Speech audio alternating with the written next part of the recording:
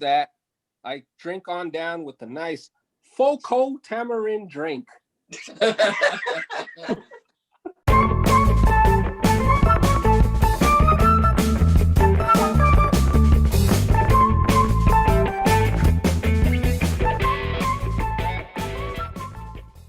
All right, let's get this thing rolling. Welcome back, everybody, to another episode of Late to the Party, where we review older movies, at least 10 years old, and we get some perspectives from some Gen Xers and some millennials on how these movies stand the test of time. This week's pick was in our category, Is It a 10?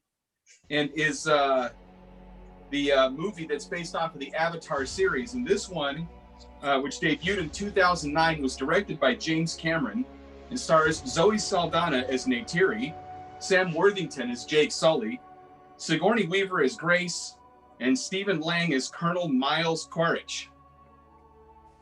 Not really. This one, the one that we actually watched was a little bit less than that. It was called The Last Airbender and was in 2010. Directed by M. Night Shyamalan, starring Noah Rayner as An, Dev Patel as Prince Zuko, Nicola Peltz as Katara, Jackson Rathbone as Zuko, Sean Toob as Uncle Iroh, Asif Manvi as Commander Zhao, and Cliff Curtis as Fire Lord Ozai. Hey, thank you. This movie seems to not have a very high score almost wherever you go. It has a 4 out of 10 on IMDb. Only a 30% audience score on Rotten Tomatoes. Interestingly, the critics only gave it 5%. However, on Walmart.com, it scores a 3.9 out of 5. It's quite well received.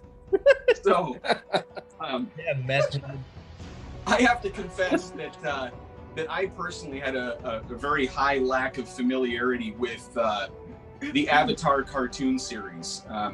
I'd only watched a single episode before I had seen this movie.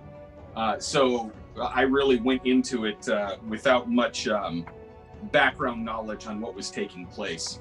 And I'm going to assume that that's not true for the rest of you guys, but I'm going to be interested to hear your thoughts in the matter, because I'm sure they're probably a little different from my own. But I want to start with a couple of general questions for everybody, and then I've got some specific ones for each of you. But the first general question is, and I want to start with Nate the Great, and then we'll work our way through the cave and end up with Liz. The first question is, before you saw this movie this time, how familiar were you with the animated series? I had seen a couple cartoons here and there because my kids had them on kind of in the background and whatnot. And to be honest, this would normally be the kind of cartoon that would grab my attention, but somehow I skipped over it. I think it's because my kids are always watching other Nickelodeon shows like SpongeBob and iCarly and all those other things that just, by the time I got the chance to watch TV, I changed it from Nickelodeon. All right, Isaac? I was familiar with the show. I've watched the show with my kids. I watched the show with my cousins back when it was on. And I really loved the show. And then when the movie came out, I saw how terrible it looked. And I was never going to spend money to watch that movie. And it came to this day where we watched it. All right. Jason, how about you? I recently just watched the show when quarantine started. It was on a quarantine recommend. So since that started, I've probably watched the entire series 3 times. Wow. I really enjoy it. Wow. All right. And Jose? Yeah, I watched it years ago, and I always loved it. And I actually went as far as a Valentine's Day gift, I actually found the DVD set and gifted it. And I'm not gonna lie, when I first saw the trailer for the very first time, I don't know if you guys remember that far back, that trailer looked really good. Like, it was a teaser. It had the Fire Nation attacking the side of a temple, launching fireballs into the temple itself as Aang was meditating, and then all of a sudden he just zooms in, wakes up, and it was amazing. And I actually got excited. And then it said directed by M. Night Shyamalan, and I got worried. You got what? I got worried once I saw that it was M. Night Shyamalan because he didn't have a good track record at the time. Oh, all right. Liz, what was your familiarity? Just episodes here and there that I watched while working at the comic store. Really, I mean, Jennifer was the hardcore. My sister's the hardcore Avatar fan. Yeah, just bits and pieces. And I don't even know if I watched the episodes that I watched were within the same seasons. They may have been all over the place. All right. One last general question for all of you. We'll go in the same order again. If you had to break this movie down into a single word, what would it be? My game show. Oh, wow. That would have been a good homework question. Let's see. Short? Short? Cliff notes. Like, you take like 12 hours of, I don't want to say 12 hours, but you can't, they had to cut so much story out of it. Cliff notes. One word. Try not to be so wordy, so. Gotcha. Isaac. No character development. That's more than one word. No, I don't have a word. Jason. 10.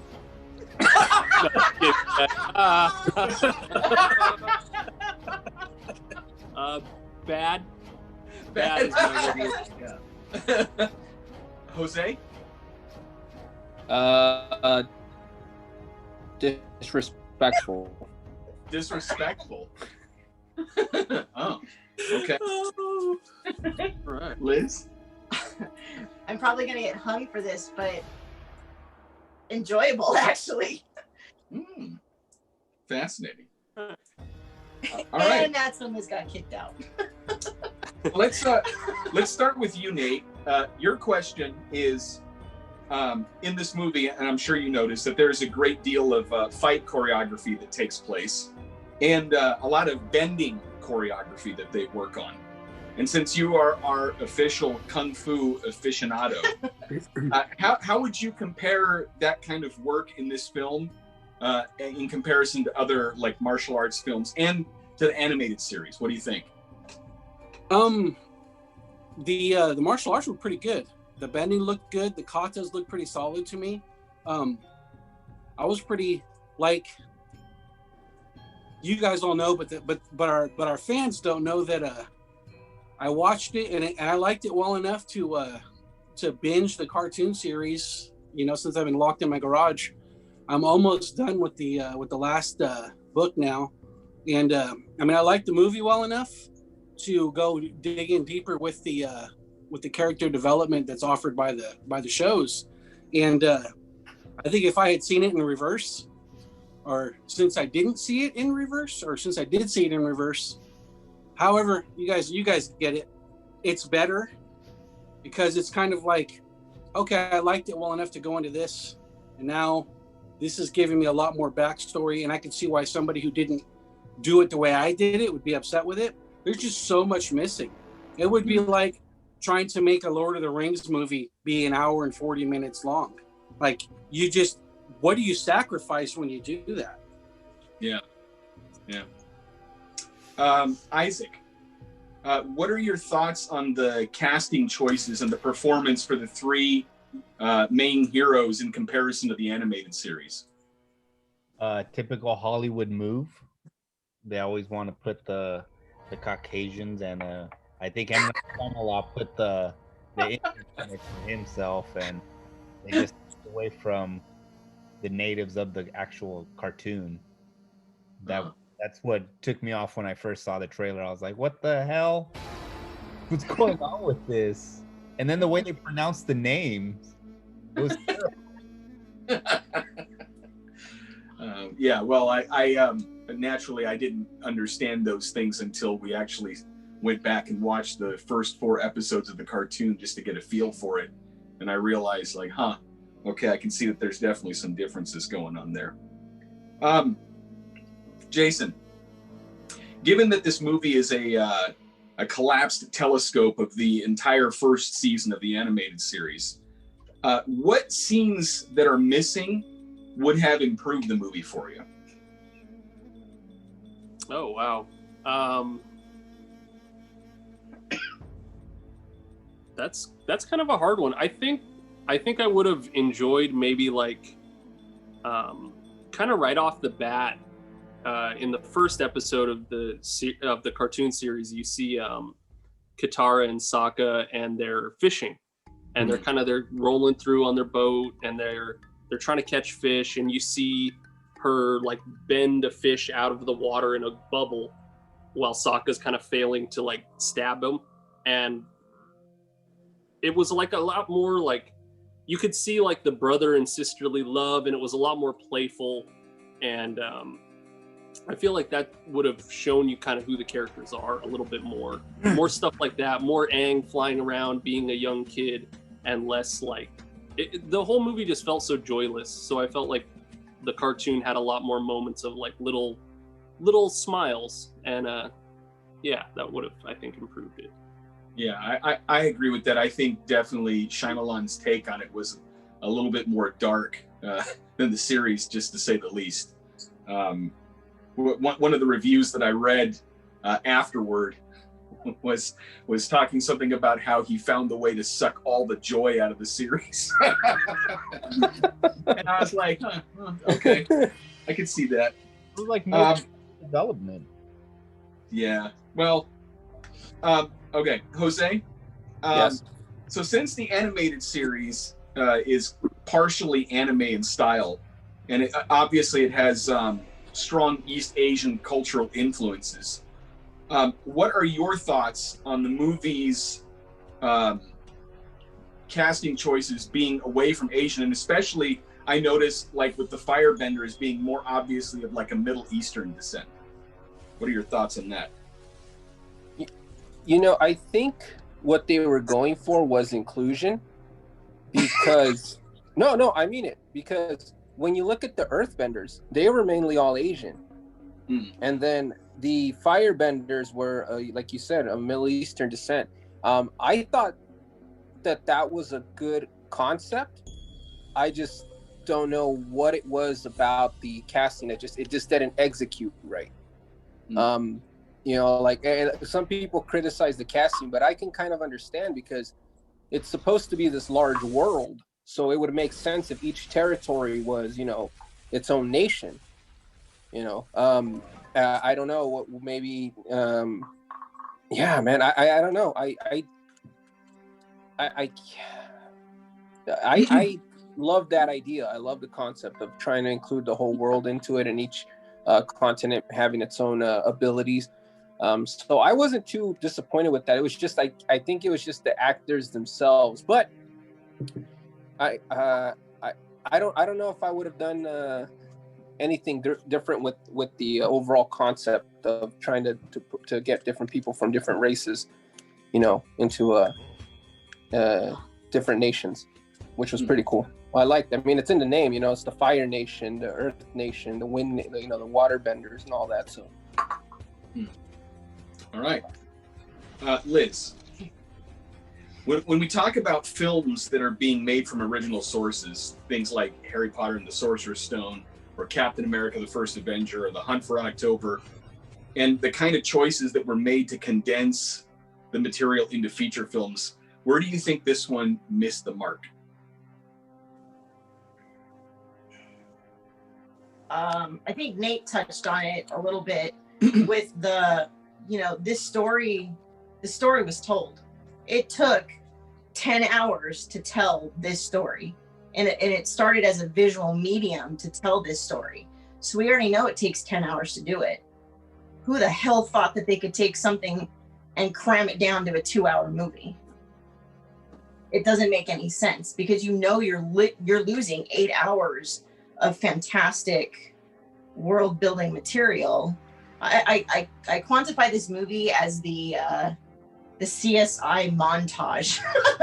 Like, you know, when they like get all their evidence, that it doesn't take, you know, 5 minutes to collect and correlate and do this and you know, it takes months, weeks, sometimes it could take, you know, longer to find all of this information and to get what they needed out of it. And this is, yeah, I mean, Nate said the Cliff's Notes version, but the problem with the examples that you use, those movies started, or the source materials that you mentioned are written material. So you're almost like taking it from, I think a lot of movies, they have the intent to do well from print material to visual medium. Even if you condense and pull things out. And I was thinking a little bit about that, because when you read a novel, you're like, oh, well, it takes me 15 hours to read a novel. That's how long it takes to tell a story. Well, no, because you're reading, and Harry Potter looked longingly at so-and-so. There's a lot of exposition that has to be in there because you're not seeing it. Where in a movie, it takes only a couple of hours to tell that same story, because you can see the visual, you can see the sadness, you can see the expressions on their faces and the things that are going on around them. So you're able to condense it down. And I think that's why print to movies or TV shows work well. But from TV shows where you already know this story has been told, and this is how long it takes to tell that story well, to try to translate that again into the same medium and to shrink that shit down, that's not going to fly. I can't think of any TV show that's a visual TV show that's been changed to another visual movie. There's one exception, the A-Team. Ironically enough, is the only one I can think of that was translated over well, but I can't think of anything else that's been done like that. So I think, yeah, you just lost so much in this. Yeah. So I want to offer a couple of thoughts of my own, and then we'll go to wrapping it up here. Obviously, since I saw the movie before I really watched any of the cartoon, I'm kind of like Nate, where I didn't think that it was all that bad. I definitely got the sense in watching it that there were stuff that was missing, because it seemed like they were moving from one scene to the next. It almost reminded me a little bit of like a more fleshed out version of how the Rise of Skywalker turned out, where you're just like racing from one thing to the next, and there's all this stuff going on in the middle that's been removed. So I definitely got the sense, even without knowing what the cartoon contained, I got the sense that they were leaving stuff out. But that being said, I enjoyed the film mostly. I thought the actor playing Zuko was particularly wooden, but I thought everybody else did a fine job, and I thought that the kid who plays Aang, or Ong, or however you pronounce it, Aang, sorry, Aang. Thank you. I thought that he looked the part pretty well, and he did okay, and I just agree that he did seem rather joyless in comparison to the cartoon. So what I want to do is I want to go back through you guys one more time and have you guys give your kind of like final thoughts, anything that you wanted to bring up about the movie, and then give us your buckets. So we'll start with you again, Nate. If there's any other thing about the movie that you wanted to bring up, you can go ahead and do that, and then give us your buckets. You know, I think that something that what came to mind when I was watching these was Game of Thrones, and how during the first few seasons of it, it was based on the book, and the seasons were longer, so they were able to world build and character build and just flesh it out. As it went, you got to see and feel and figure out what was going on. And then at the end, when they had run out of books and they were just going based on word of mouth stories, it went really fast. It felt like, I don't want to say exactly like this, but it felt like there was something like that going on with this, where there was just so much missing, like the humor, the humor is such a big deal. And, I think this might be, and you guys might like this, Comic Cave guys might like this, but this might be the cartoon that wins me over to characters that have big eyes. But their mouths do match what they say. So, although you see the Asian influence in it, they're still speaking English. So I like it. So your buckets? Buckets, honestly, I was taking buckets away the more I got into the cartoon. So in the first place, I would have probably gave it an 8. And the more and more I watch this cartoon, it's probably knocked down to like a 4. So I'll cut it at 6. Stop the bleeding. Stop the bleeding. Yeah. All right, Isaac, any final thoughts and then buckets? Oh, this movie was a crap show, dude. I couldn't enjoy it. It was just terrible all the way from the very beginning to the end. I was like, this movie sucks. I was mad the whole time I was watching the movie. I give it 1 bucket. Whoa. All right. You can't give it 0 if you want. I've done it. Give it 1 bucket. 1 bucket. All right. Right. What's Like that one after. bucket? What's that 1 bucket for? For the action, because action was cool, but other than that, it was a crap show. Gotcha. Okay. Jason, final thoughts and buckets. Yeah. So I felt like when I was watching it, I tried to like see it as its own work. I know a lot of times it can get like convoluted when you're trying to like compare it. It's obviously not the original. And I was wondering how you guys were all doing, like, because I felt like if I'd never seen the show, I wouldn't know who any of these characters were. Like, or what, like, they gave us some exposition, like, directly, like, saying, like, this person is this, and they care about that. And then, like, on to the fucking next scene. On to the next scene. And I felt like if I didn't know who all these characters were and what their relationships were, then I think I would have been fairly lost. I was wondering if anybody got that vibe while they were. Yeah. No, I'm a simple person, so I can take simple stories. Right on. Yeah, I don't know about this one. I felt like this was a direct attack at my high rating system. I generally try to see the positive side of movies, and I just couldn't do it with this one. So this is a one bucket. Whoa! Josh wins. Whoa! Josh Victory. broke Lego. Victory! No, all this proves what we already know, that Lego has standards. Yeah, it actually makes me respect your other 10s even more. Yeah, exactly. If I gave this one a 10, there'd just be why even rate it anything after that? This was bad. This was really bad. All right. What's the 1 bucket for? Can I give less? Yes. Nate said he can give it No, 0. I'd give it a 1 bucket. I mean, it wasn't just static. Like, I guess it was like somewhat cohesive, and it just lacked any sort of joy. And that's usually what I try to find when I'm rating these fun movies 10s. It's because they bring an entertainment and a joy, and this movie just didn't have that for me. So, yeah. Jose, final thoughts and buckets, sir. Just Anna looking at this movie as its own thing, taking away the anime. I mean, there's no denying that it's a great concept. The nations, the different races. There's no denying that somewhere along the line, maybe Hollywood, all the hands that they have going into it. I feel like M. Night Shyamalan knew where he was going with it. I just felt like there was too much of an expectation. But he told a great story. He, it influenced my friend's haircut because I know Lego doesn't look like Zuko all the time.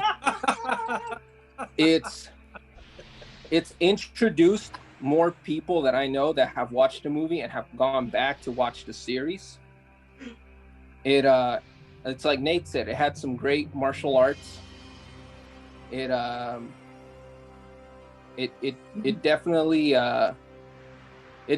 took a risk, and I honestly respect that and I appreciate it. And I don't know, I have no choice but to give this one 10 buckets, guys. What? The influences that it has. I mean, think about it. Like, after this movie, Hollywood realized that, you know what? There's money to be made from nerds. And they continued to pump more. And then, when did the movie come out? 2009, right? 2010. 2010. Okay, a couple of years after the Marvel Universe started. So they were riding that train. And then Marvel saw what you shouldn't do. So if it wouldn't have been for this movie bombing, who knows where we would have gotten, you know? So I have to give it the 10, man. It just deserves it. I'm reminded every day when I look at Lego, you know, with that hair, his love for Avatar. And you know what? Everything Avatar is it's still awesome. It's still great. And I'm really disappointed that we never got the sequel because I felt like the casting of the sister was on point. Netflix was talking about doing the sequel. It was in the works. I hope they do. You know, if they did bring it to Netflix, and they were to do it in something that was a little bit more drawn out, I mean, you wouldn't have to have everything be the exact same way, but just maybe like a Lemony Snickets or something, like how they did that with the Netflix series versus the show with Jim Carrey. It was better. Yeah. It was better. So 100%. I mean, you wouldn't have to have every single aspect of it be in there. I mean, there's some stuff you can technically trim out of a million cartoons, but just like, I don't know if they kept it down to like the succinct half-hour format and basically did the one-to-one correlation like Disney does with their animated to live action. I think it would be pretty interesting just to see how they could do that, and I think it would be way better. I think that you've passed the torch to Jose now, though. I know. Let's not get this is like a virus, away. dude. I'm free of the. I'm beside myself right now. I thought get kicked out of this because I said enjoyable. Yeah, thanks. It is enjoyable. Yeah, And look what it's done. It's made us really just, you know, really get into it and talk about the what ifs. And if that ain't pop culture, man, I don't know what is. What it is. What's that? I said, what if anybody, sorry.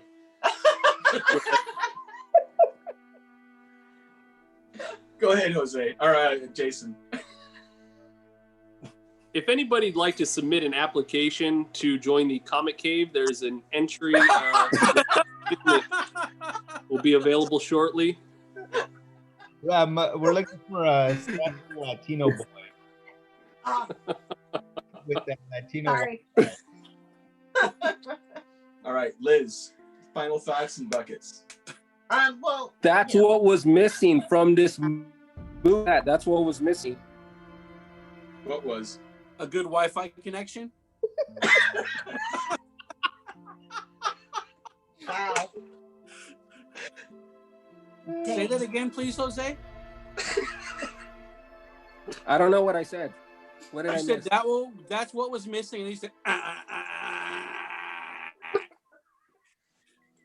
Yeah, rock and roll. Need some rock and roll in this soundtrack. Take us home. I don't know where to go.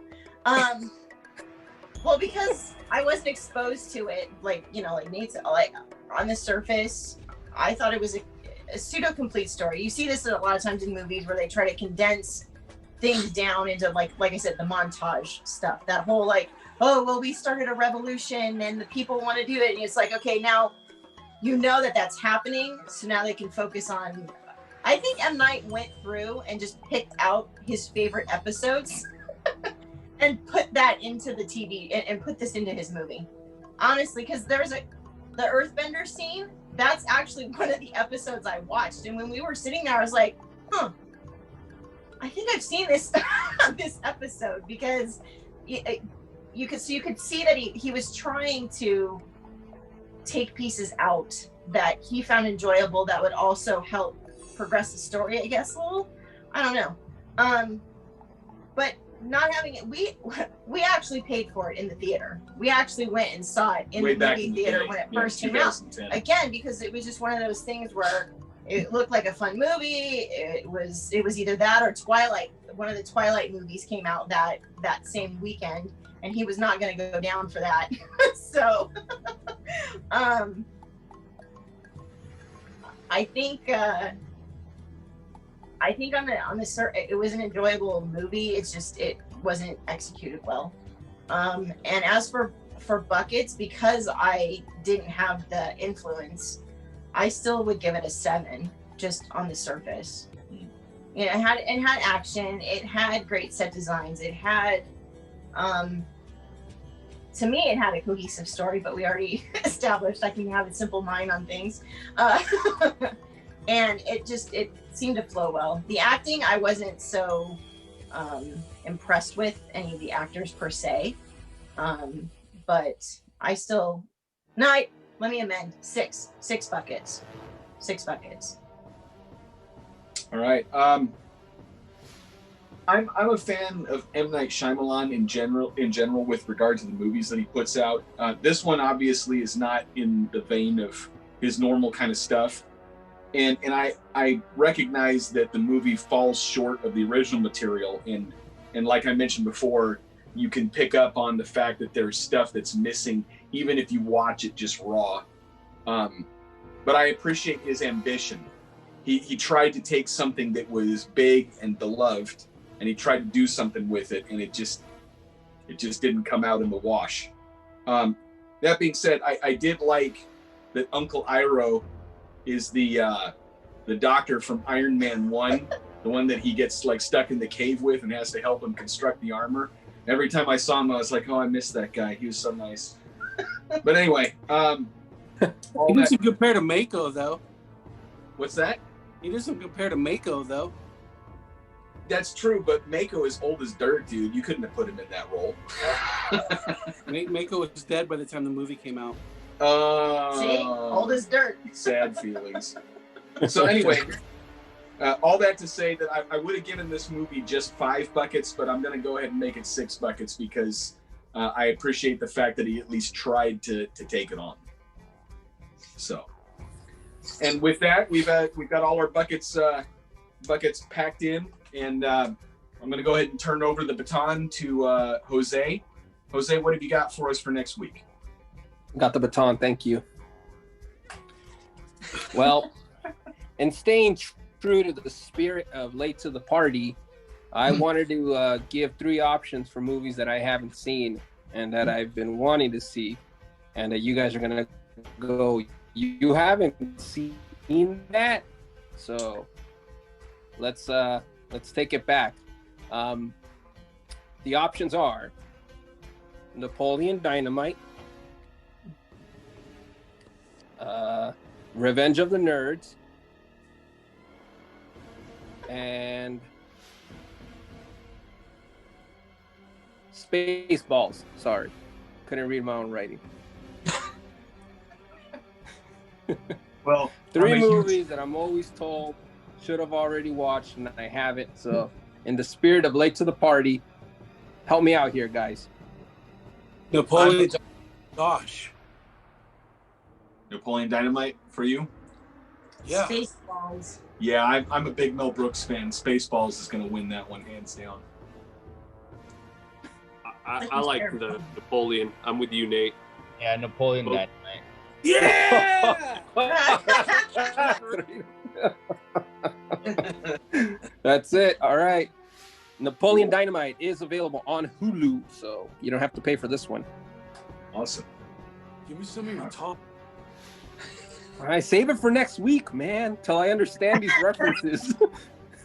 right. Well, thank you everybody for joining us and watching us discuss this this wonderful movie, The Last Airbender by M. Night Shyamalan. Travesty of a film. And please take the opportunity this week to watch Napoleon Dynamite and come back and hear us ramble through our thoughts on that one as well. Thanks for joining us, and for Late to the Party, I'm Josh. Liz. Nate. I'm Jason. And I'm Wi-Fi bending. Thanks for joining us. We'll see you next time.